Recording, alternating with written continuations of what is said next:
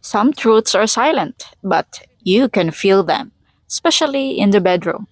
You don't need words when the energy is cold, when the touch feels distant, or when the intimacy becomes more about control than connection. This episode is not about shaming anyone, it's about truth, because libido doesn't lie. Whether you're 25 or 65, your body will always tell the truth, even when your mouth pretends everything's okay.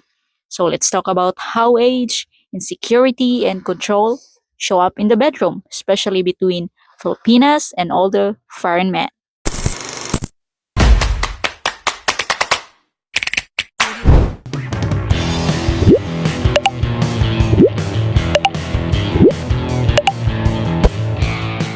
Welcome back to another Real Talk episode where we uncover the quiet, cultural, and emotional truths behind many Filipino foreigner relationships.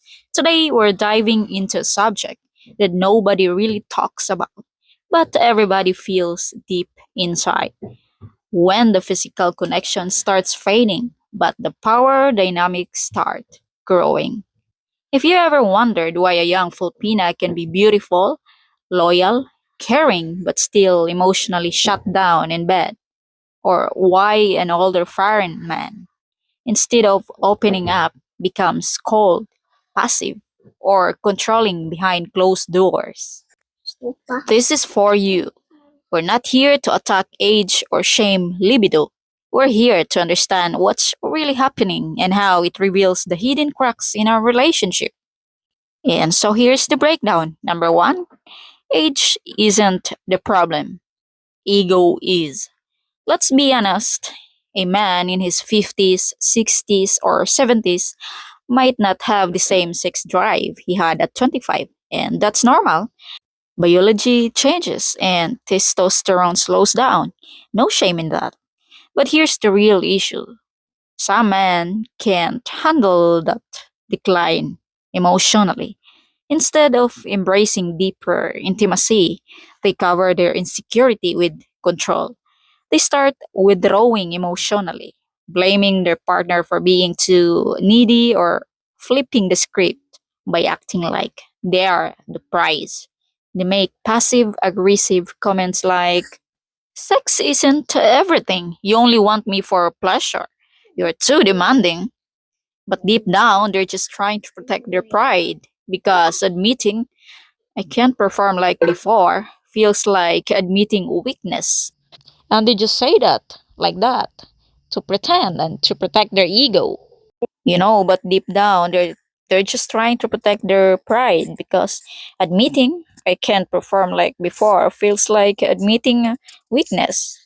And any man, especially those raised in macho or Western pride cultures, can't do that. And number two, here's control becomes a substitute for passion. Here's where it gets dangerous. When libido fades, some men replace intimacy with control. They want to monitor your clothes, your phone, your friends. And why? Because if he can't dominate you physically, he wants to dominate you emotionally. And sadly, many Filipinos mistake this control for love. At first, they think, oh, he's just protective. But no, a man who feels confident in his connection doesn't need to control you.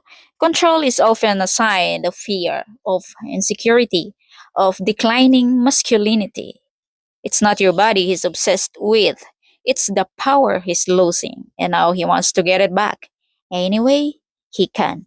So, number three will be the bedroom turns into a battlefield of shame.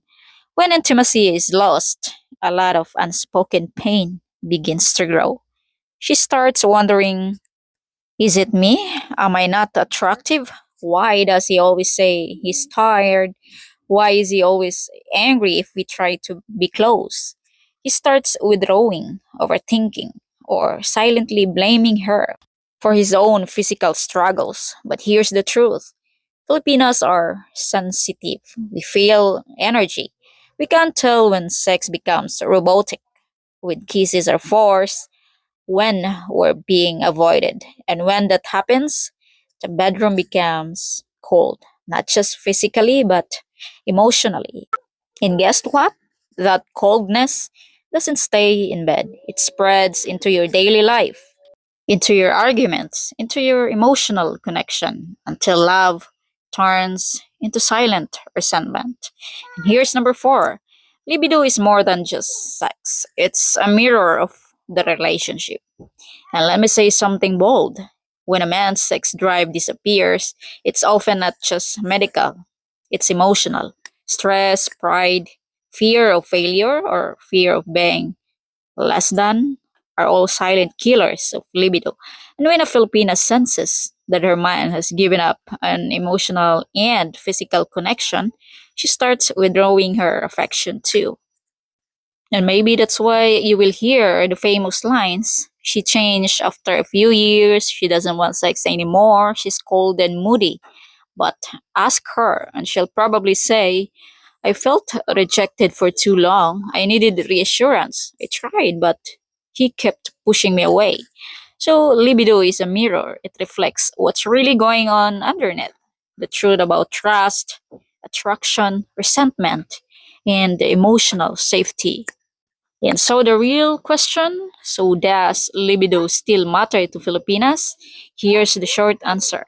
Yes, but not in the way you think.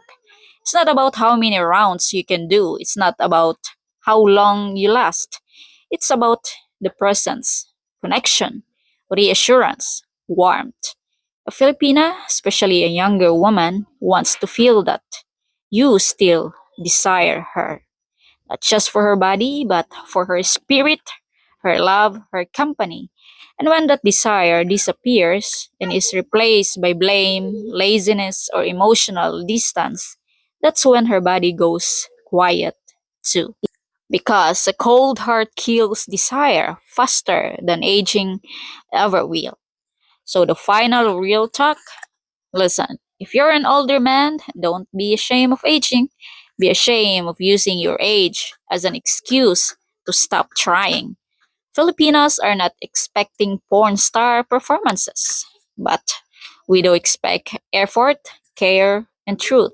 Stop hiding behind fake confidence. Stop controlling her to feel masculine.